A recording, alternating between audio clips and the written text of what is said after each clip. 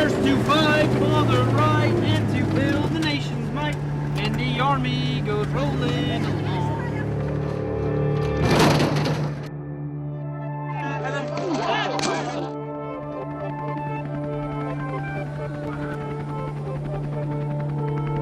It's harder to end a war than begin one. Everything that American troops have done in Iraq, all the fighting, and all the dying, the bleeding, and the building, and the training, and the partnering, all of it has led to this moment of success.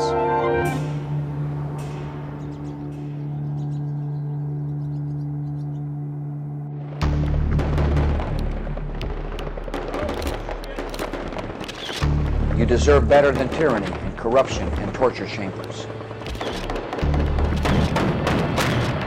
You deserve to live as free people. And I assure every citizen of Iraq, your nation will soon be free. Thank you.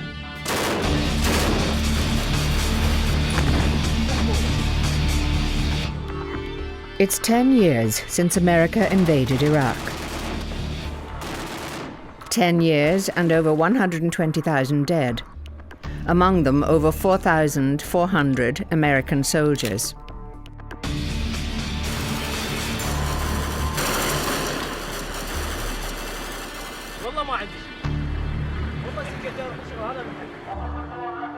This documentary tells one of the great untold stories of the Iraq War.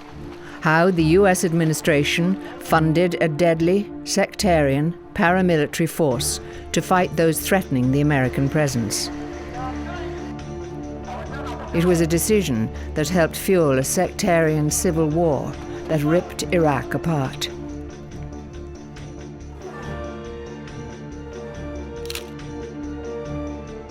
At its height, 3 years later, 3,000 bodies a month were showing up on the streets of Iraq.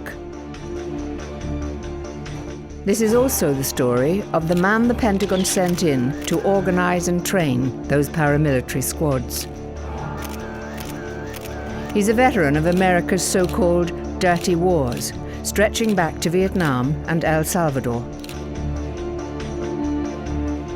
This man was so important to the Pentagon that the then Defense Secretary, Donald Rumsfeld, saw fit to forward his personal memos to the President and the Vice President.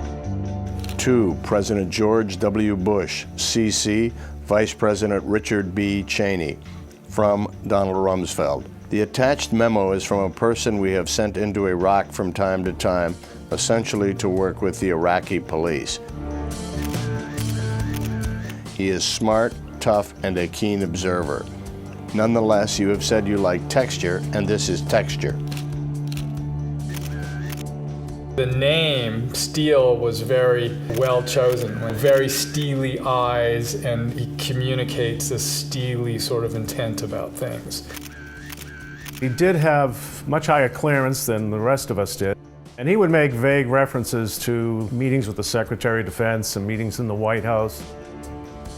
I witnessed him observing the crime of a prisoner being tortured in front of him. We're in a room in the library interviewing Steele, and I'm looking around, I see blood everywhere. So who is James Steele, and why did the Pentagon choose him to go to Iraq?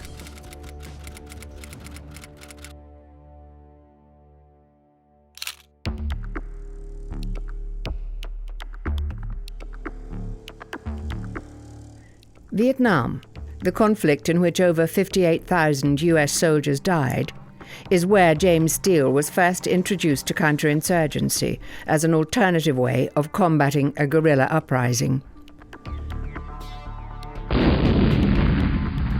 Steele served in the Vietnam War in the Black Horse Regiment from 1968 to 1969. He was described by General George Patton Jr. as the best troop commander in his regiment.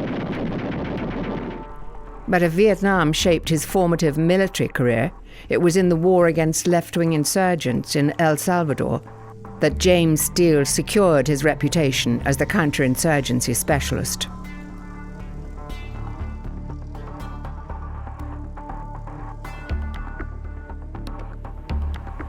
Steele arrived in El Salvador in 1984 as the leader of the U.S. Mill Group, a group of U.S. military advisors to the El Salvadoran army. Todd Greentree got to know James Steele when he was working in the U.S. Embassy in El Salvador at the time. Colonel Steele, as the Mill Group commander, was in charge of all of the Special Forces teams, the training teams that were out at the brigade headquarters. The U.S. was trying to defeat a guerrilla insurgency, and American experts trained the Salvadoran security forces in the dark arts of counterinsurgency. Some of these Salvadoran paramilitary units were effectively death squads. Celerino Castillo was a U.S. drug enforcement agent who was involved in training these paramilitaries. He was widely acknowledged for his efforts. Castillo met James Steele in Salvador. Very military type, very disciplined. His decorations, medals and stuff that was given to him by the U.S. military and the Salvadoran military were surrounding his office. So I was very impressed with Colonel Steele. Dr. George Vickers got to know and like James Steele when he visited Salvador to write a PhD thesis on U.S. military strategy in Central America. He was totally committed to defeating the guerrilla insurgency in El Salvador. He used to discuss how he traveled around to the military bases where U.S. trainers were based. He talked about the importance of building human intelligence information as opposed to just technical information. I don't think he had any hesitations about obtaining information by very rough forms that were being carried out by the Salvadoran Armed Forces under the eyes of U.S. military trainers. Steele was the chief American counterinsurgency expert on the ground in El Salvador, a figure of enormous authority to the El Salvadoran military. He is the Mill Group commander in El Salvador. Nothing moves without his authority, and their objective was to eradicate the guerrilla movement. It's very well written through history that there were major massacres being conducted. We put these allegations to retired Colonel Steele and have received no reply.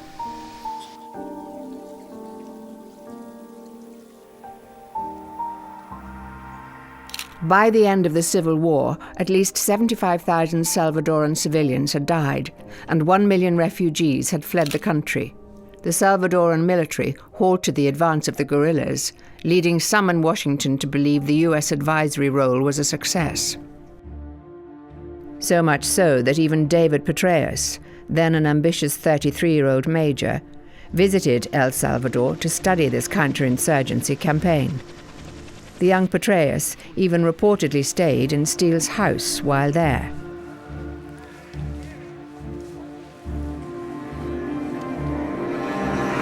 "18 years later, in Baghdad, the now General Petraeus would use Steele's expertise to fight the Iraqi insurgency. The architects of the Iraq War did not expect a violent uprising, so they started training a regular police force for what they thought would be a mostly peaceful transition to a Western-style democracy. They brought in retired policemen like Douglas Brand and Jerry Burke to teach the basics of good civil policing. We went in May of 2003 with 6 policemen, 6 American police officers. This small group was unequal to the enormous task they were given. To train 30,000+ policemen was a sort of 5 to 7 year project, but they wanted it done in 18 months. The man seen here in the Navy bulletproof vest, Ahmed Khadoum, was installed as the Iraqi leader of this new civic police force. Hovering in the background is the mysterious figure of James Steele, observing and evaluating the situation, sending his classified reports back to U.S. Defense Secretary Donald Rumsfeld.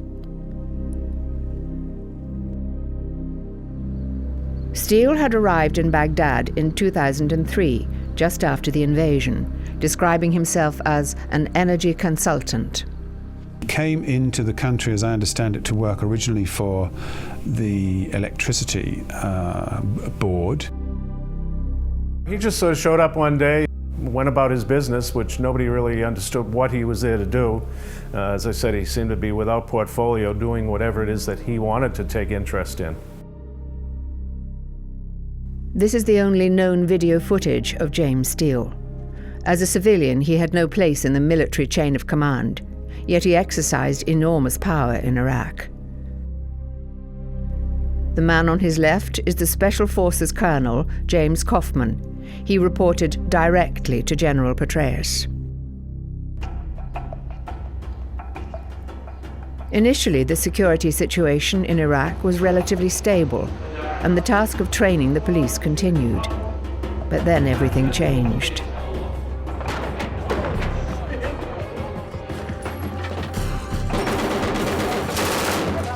The intensity of the Sunni insurgency surprised the Americans. US soldiers started being killed in increasing numbers. Flag-draped coffins were being shipped home with numbing regularity. The war was becoming unpopular in the United States. George Bush's 2004 re-election was being threatened by the crisis in Iraq. American soldiers were dying at the hands of Sunni Muslims who had lost the most from the fall of Saddam. Now Rumsfeld decided to arm the old enemies of Saddam and his Sunni supporters, the Shia militias. Saddam had killed tens of thousands of Shia during his rule, and now the Shia militias were only too happy to help the Americans put down the Sunni uprising. It was classic counterinsurgency. Paul Wolfowitz announced the policy change before a Senate committee. The approach to those militias is to try over time to integrate them into new Iraqi security forces. Shia militia from all over the country came in truckloads to Baghdad to join the new special police commandos. They were enraged by suicide bombings of Shia civilians and assassinations and kidnappings by Sunni insurgents and al-Qaeda militants. It was their time and power, an opportunity to take revenge upon former regime elements that had harmed them. Iraq was on the path towards a sectarian civil war. The US Defense Secretary, Donald Rumsfeld, confirmed the new policing strategy in May 2004. I've been reading about how we're trying to make efforts of placing Iraqi militia to handle the insurgents in Iraq. We had a discussion with General Petraeus yesterday. I had a briefing today from a man named Steele who has been out there working with the security forces and doing a wonderful job as civilian, as a matter of fact. James Steele, the counterinsurgency expert, was now the man of the moment. His job would be to build a police commando force. Jim Steele, who's a retired Army colonel with incredible bravery and also incredible expertise about police forces in third world countries. He's been in Iraq for the last year. The police units would increasingly be made up of members of Shia militias like the Badr brigades. Their job was to hunt down Sunni insurgents and their sympathizers. Like El Salvador, it would be a bloody and brutal business. There was no place in this new regime for a conventional police chief like Ahmed Karoum. He was offered a new posting at the United Nations in New York. James Steele was clearing house. Steele said, "Yes, you should go abroad for a while. Get some rest." They asked me to leave quietly without a fuss. I was escorted to the airport by my bodyguards, and Steele came with us.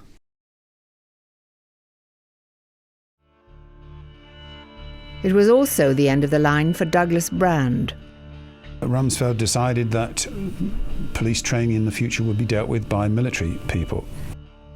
That was a direct instruction from Rumsfeld.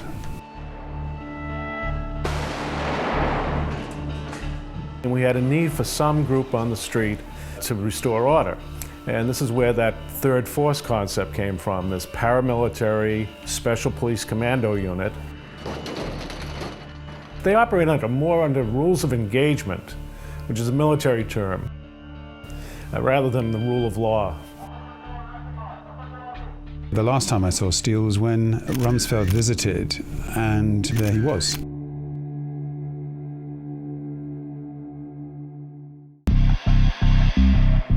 Rumsfeld's choice to take overall command of this new policing strategy was a military star in the making.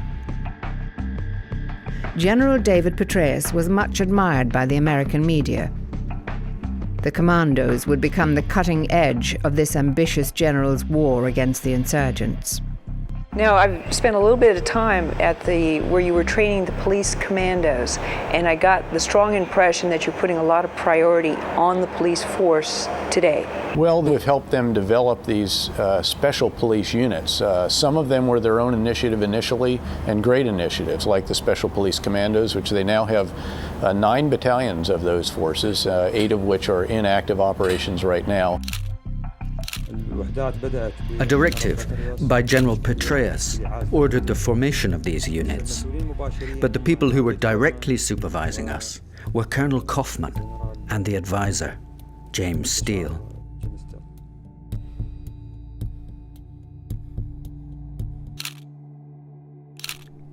Adnan Thabit, seen here with James Steele, was a Sunni Iraqi general who had been imprisoned by Saddam. He now headed the Special Police Commandos, which were financed from a $2 billion fund controlled by General Petraeus.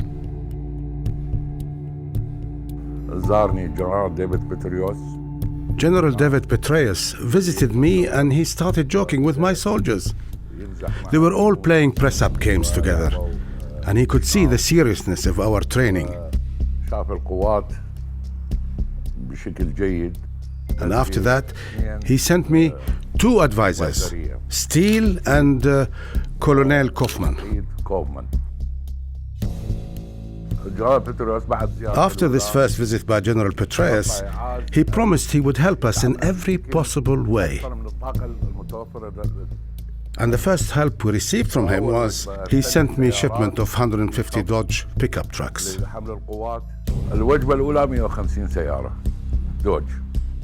It was the first time the Americans could work with a significant Iraqi force that knew the lay of the land and where to find the insurgents. Senior advisors Steele and Coffman directed the search for the insurgents.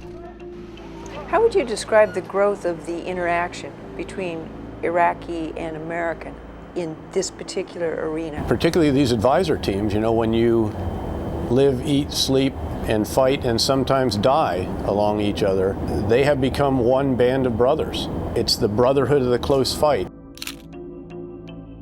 With James Steele at his side, Adnan Thabit's commandos grew into a 5,000-strong force with a fearful reputation on the streets of Iraq. Steele made a strong impression with the high-level, even battle-hardened Iraqis he worked with. The best description for him is that he lacks human feeling. I mean, the number of wars he's witnessed and the various methods of torture that must have been committed, whether in Iraq or elsewhere, somehow their hearts have died. General Muntader al-Samari is a former general in the Iraqi army. After the invasion, he worked with the Americans to rebuild the police force. But Muntader was very disturbed by the abuse and torture he witnessed being committed by the police commandos. He tried on a number of occasions to stop it. He has never spoken before about the part the US played in running the Special Police Commandos. The Ministry of Interior had 14 to 15 prisons. They were secret, never declared. But the American top brass and the Iraqi leadership knew all about these prisons. The things that went on there: drilling, murder, torture. The ugliest sorts of torture I've ever seen. General Muntader alleges that James Steele had access to all of these prisons, and that he visited one in Baghdad with him. Yes, that's James Steele. That's what he always used to wear. Jeans and a leather jacket. I remember he always wore his gun here, on the right-hand side.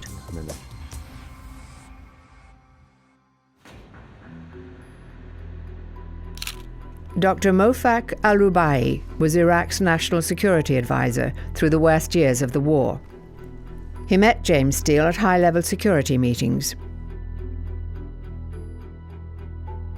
James Steele for me was a mysterious guy. We sat in the meeting and he came at the end, pulled the chair and sat there. He did not introduce himself to me. You don't get anybody in these meetings. There were only Sanchez, Bremer, myself, Minister of Defense and Minister of Interior, and him, full stop. He was very respected by others, and they listened to what he has to say.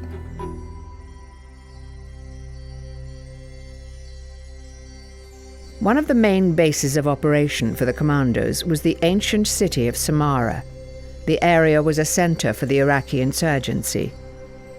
It was also Adnan Thabit's hometown, and he was determined to inflict a major defeat on the insurgents and their sympathizers.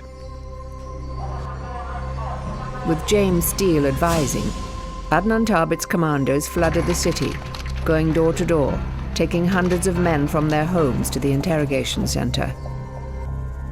U.S. Army medic Neil Smith was in Samarra during the months-long struggle to control the city.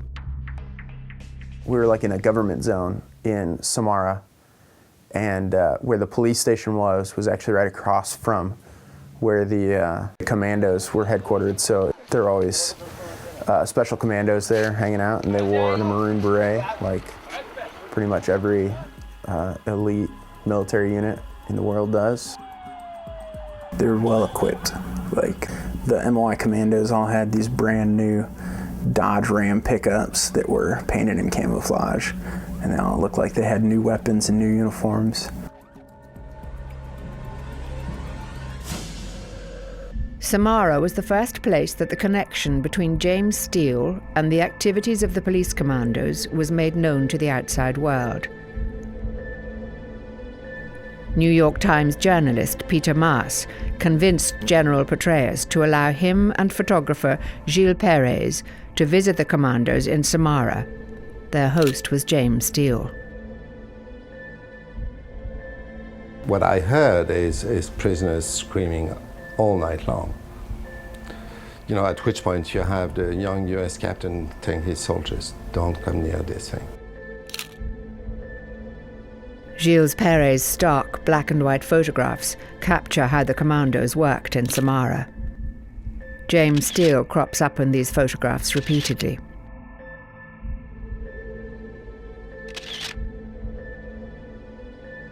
I was staying at the base in Samarra, an American base, and I overheard American soldiers at this base talking about having watched prisoners be kind of strung up like animals after a hunt over a bar, having watched prisoners be actually tortured. Adnan Thabit and the American military made the joint decision to set up the commando headquarters and interrogation center in the city's main library. We spoke to two men from Samarra who were imprisoned in the library. Still fearful, they asked us to conceal their identities. We would be blindfolded and handcuffed behind our backs. Then they would beat us with shovels and pipes. We'd be tied to a spit, or we'd be hung from the ceiling by our hands and our shoulders would be dislocated. They electrocuted me. They hung me from the ceiling. They were pulling at my ears with pliers, stamping on my head, asking me about my wife, saying they would bring her here. The interrogation center was the only place in the kind of mini green zone in Samarra that I was not allowed to visit. However, one day Jim Steele said to me, hey, they just captured a Saudi jihadi.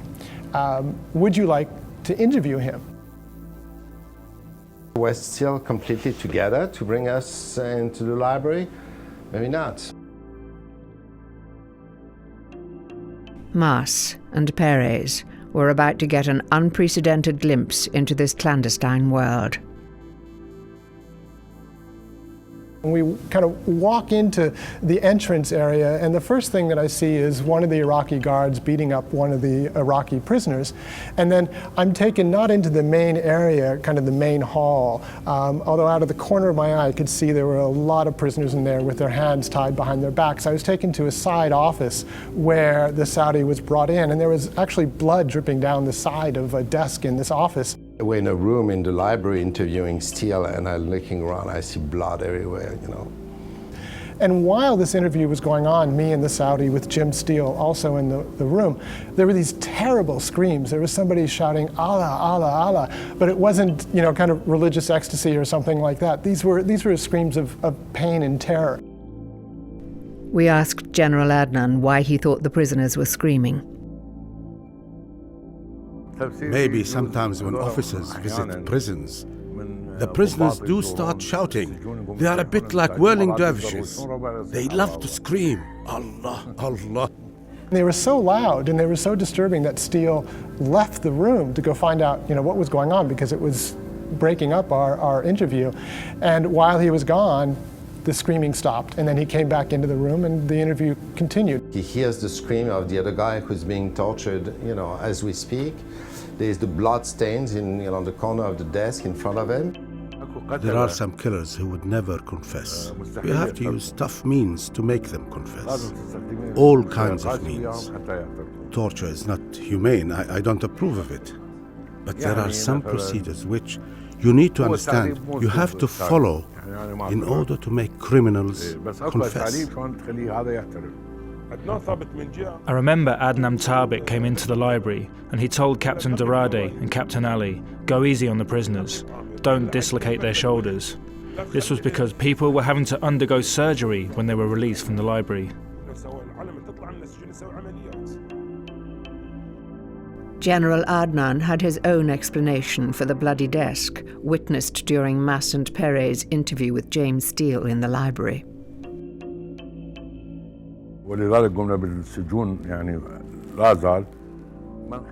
What we had started to do was to make sure that the terrorists didn't have any sharp knives or anything they could harm themselves with, because they used to cut themselves and blame us. James Steele wouldn't remain silent about wrongdoing. I'm surprised by this journalist's report.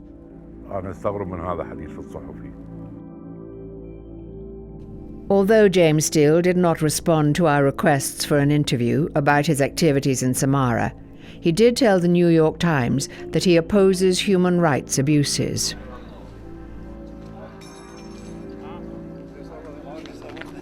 One American soldier in Samarra was deeply affected by what he saw. At the time, I just felt like everybody knew and nobody cared that there was torture going on. Army medic Neil Smith remembers just how frightened Iraqi civilians in Samarra were of the Special Police Commandos.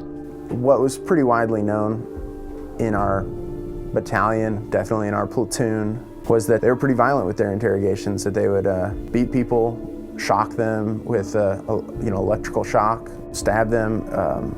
I don't know what all else, sounds like pretty awful things. If you sent a guy there, he was going to get tortured and perhaps raped or whatever, humiliated and just brutalized by the Special Commandos in order to get whatever information they wanted. I remember a 14-year-old who was tied to one of the library's columns, and he was tied up with his legs above his head, tied up. His whole body was blue because of the impact of the cables with which he had been beaten. The clear priority at that time in Iraq was to not have this incredibly shaky provisional government defeated by the insurgency. That was priority number one, to which every other priority, democracy, human rights, etc., was subordinate. Petraeus defended his record with the police commandos to PBS Frontline's Martin Smith. He says he was aware of individual militia members in the commandos, but not militia groups. I did not see militia groups in the special police during the time that I was there.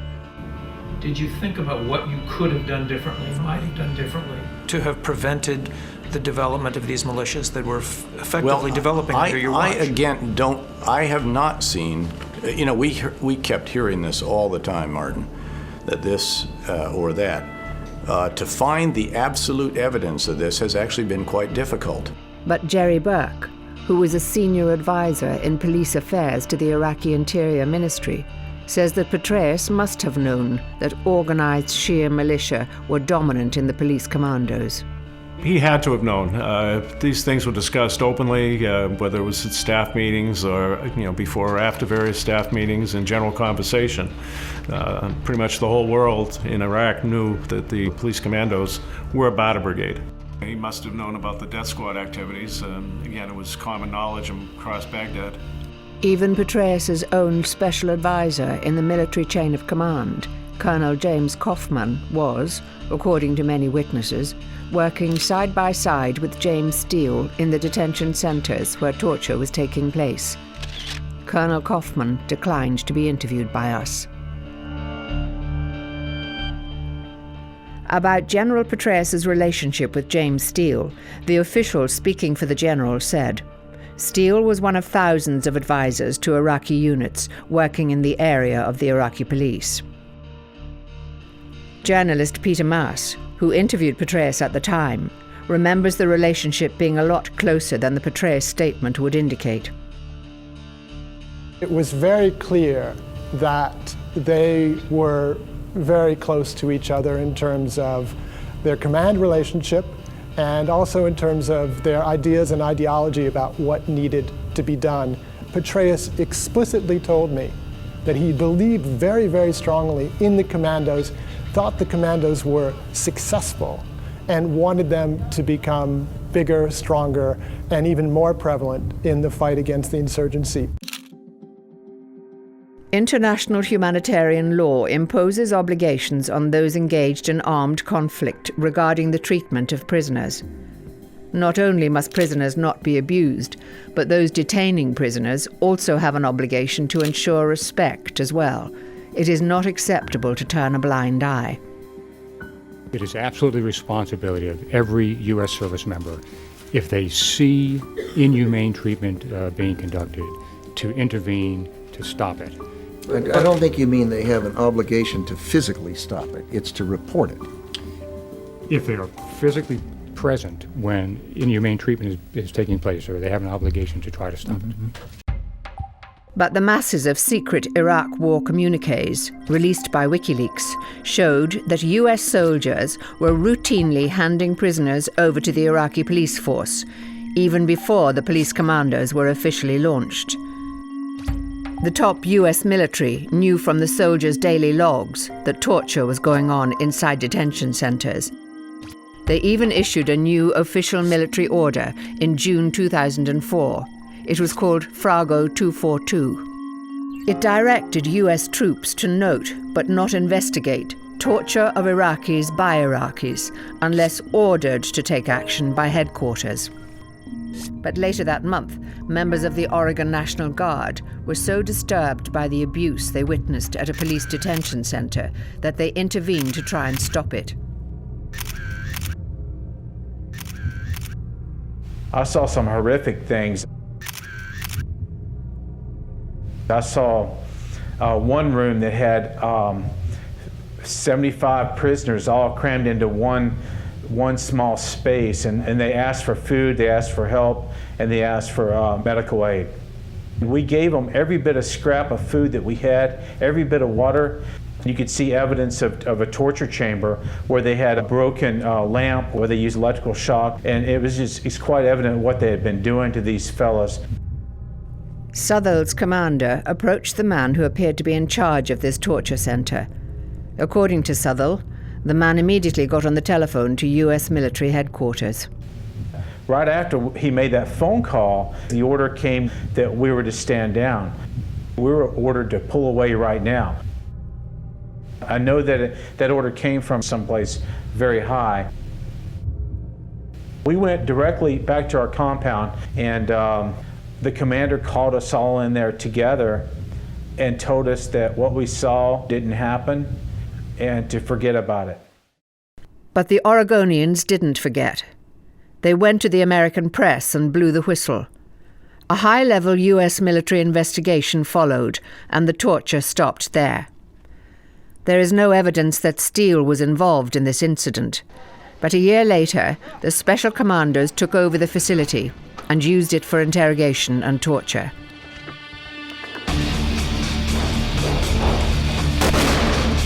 I think there's great continuity, and really if you go back to Vietnam, to the nature of irregular warfare and the fact that there's always a sort of a dark side. It's not called dirty war for nothing. So it's no surprise to see individuals who are associated and sort of know the ins and outs of that kind of war reappear at different points in these conflicts. After a few months of Steele in El Salvador, I didn't have any contact with him whatsoever until I saw that Peter Moss article and saw that, oh, he's in Iraq. I first heard about Colonel James Steele going to Iraq, and I said they're going to implement what is known as Salvadoran option in Iraq, and that's exactly what happened. And I was devastated because I knew the atrocities that were going to occur in Iraq, which we knew had occurred in El Salvador. It was not surprising that a warrior like James Steele would appear again. He had been sidelined by the U.S. military after a congressional committee decided that he had lied about his role in Oliver North's illegal gun-running operation against the left-wing government in Nicaragua. However, his work in El Salvador had not been forgotten by powerful Washington insiders, like Vice President Dick Cheney, who knew Steele. Cheney was the first senior American politician to draw parallels between El Salvador and Iraq. Today, El Salvador is a whale of a lot better because we held free elections. The power of that concept is enormous. And it will apply in Afghanistan, and it will apply as well in Iraq. Dick Cheney, as a congressman, made any number of visits to Central America, as did members of the Reagan administration, who were the forerunners of the neoconservatives that then come into office and really take that whole approach to its next level in Iraq.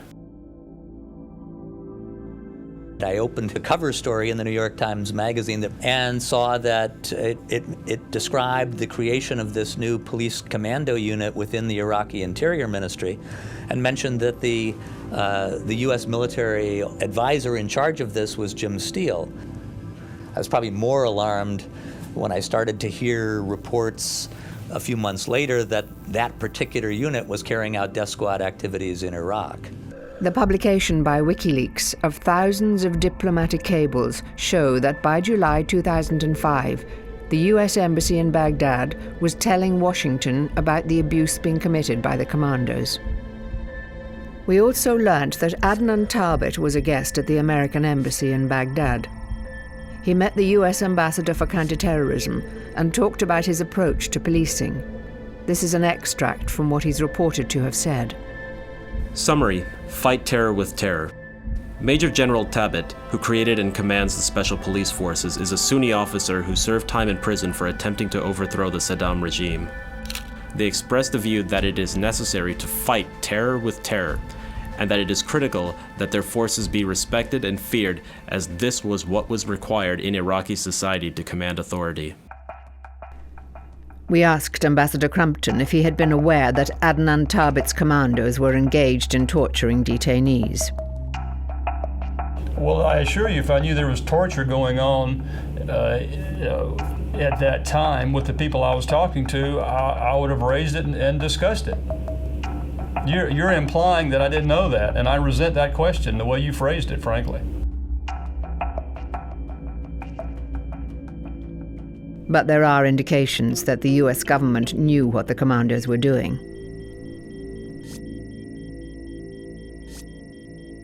We remained troubled by the indications that at times units commanded by Tabet crossed the line.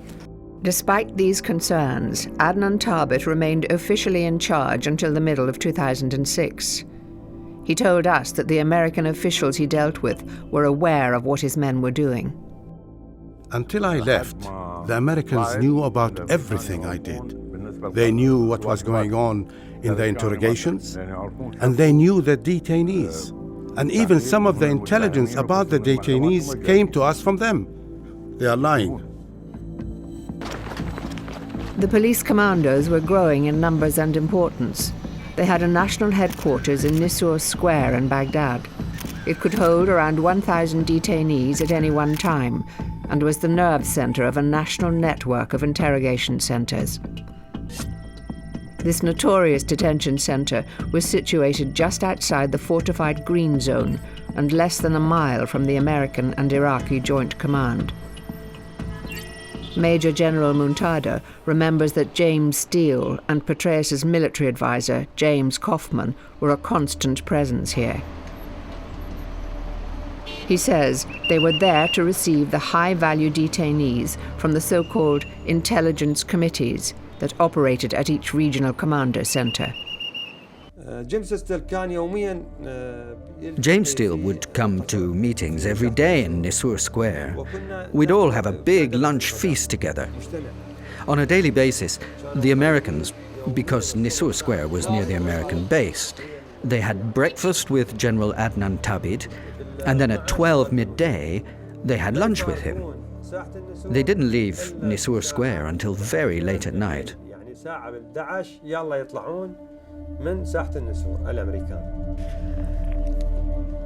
Two Iraqi generals who worked with Steele say that one of Steele's responsibilities was to give the commandos lists of people that the Americans wanted picked up. Steele would then allegedly arrange to transfer them to a US-run interrogation center near Baghdad airport. Colonel Steele is one of the few people who understands how to organize and conduct intelligence-driven operations against specific targets in the leadership and operational cells of an insurgency or terrorist organization. Getting that intelligence from detainees was routine for the commandos and their American overseers.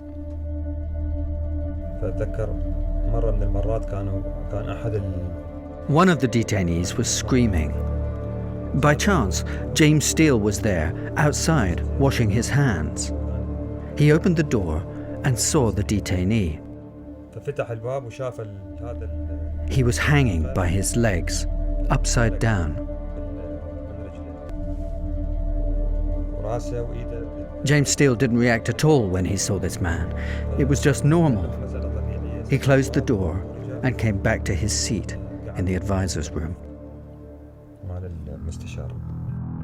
And there was worse. One man who survived Samara and Nisour Square says that the police commandos lied about the fate of some of his fellow detainees. They started releasing some of the detainees. They were claiming that these detainees would return to their families. They were killing them and dumping their bodies on the streets of Baghdad. It became very obvious that this was criminal activity by the special commandos. They were eliminating their own opposition and terrorizing citizens from the Sunni community. We lost the support of a lot of Iraqi citizens who became very cynical and very anti-American. Even the ones who were friendly with us couldn't understand why we were allowing this to happen.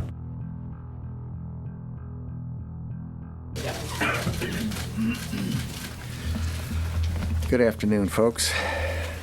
Are you concerned over, and in fact is the United States looking into growing reports of uniformed death squads in Iraq, perhaps assassinating and torturing hundreds of Sunnis? And if that's true, what would that say about stability in Iraq?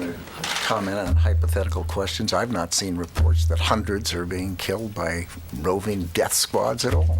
I'm not going to get into speculation like that. Well, sir, that's not a hypothetical, I don't believe. The Sunnis themselves are charging that that hundreds have been assassinated, people shot in the head, found in alleys. What you're talking about are unverified, to my knowledge at least, unverified comments. I just don't have any data from the field that I could comment on in a specific way. But Donald Rumsfeld should have known about the death squad activities. James Steele had written to Rumsfeld 6 weeks earlier, warning him that the police commandos, armed and financed by the US, were effectively a Shia militia engaged in death squad activities. Memo to Don Rumsfeld from Jim Steele. Thugs like the commander of the Wolf Brigade, who has been involved in death squad activities, extortion of detainees, and a general pattern of corruption. Nearly all of the new recruits within the commandos are Shia. Many of them are Badr members. General Muntada resigned from the Interior Ministry. He had come to view the commandos as death squads. 2 close colleagues were killed following a summons to the ministry. Their bodies were found on a rubbish tip. He got out of Iraq and fled for his safety to Jordan. Despite the risk, he decided to speak out about what was happening inside the Ministry of the Interior. How many people have been taken by the forces of the Ministry of the Interior, only for their families to later find their bodies at the morgue? A few days after the broadcast, General Muntada was contacted by James Steele. It seemed that former Colonel Steele had made an unexpected trip to Jordan. He was very anxious to meet with Muntada. James Steele was staying at the luxury Sheraton Hotel in Amman.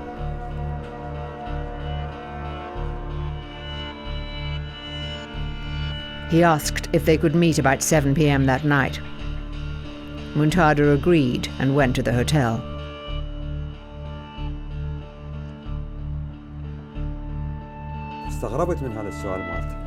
He was asking me about the prisons.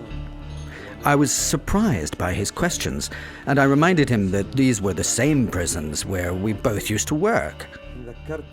I reminded him of the incident where he opened the door and Colonel was torturing one of the prisoners and how he didn't do anything. He said, "But I remember that I told the officer off." So I said to him, "No, you didn't.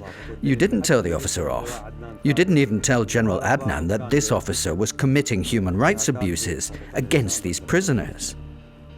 And he was silent. He didn't comment or answer. I was surprised by this. He wanted to know specifically, did I have any information about him, James Steele? Did I have any evidence against him?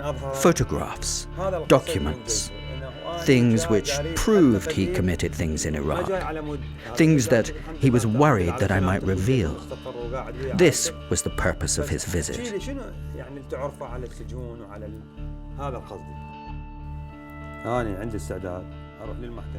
I am prepared to go to the International Court and stand in front of them and swear that high-ranking officials such as James Steele witnessed crimes against human rights in Iraq. They didn't stop it happening, and they didn't punish the perpetrators.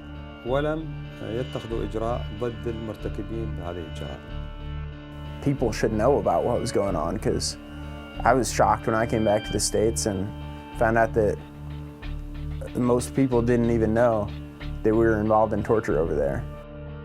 There is little chance that James Steele will be investigated. Within months of entering the White House, President Obama issued a statement saying, "We've been through a dark and painful chapter in our history. Nothing will be gained by spending our time and energy laying blame for the past." James Steele and David Petraeus left Iraq in September 2005. The ranks of the police commandos increased to over 17,000, and the allegations of abuse against them soared. A year later, the country was in the grip of a bloody sectarian civil war.